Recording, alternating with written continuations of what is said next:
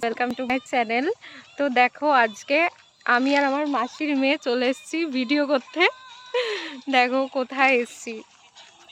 জায়গাটা কিন্তু খুব সুন্দর, কি সুন্দর ধানের ক্ষেত, আর এই সাইডেও তাই। তো জায়গাটা ভীষণ সুন্দর।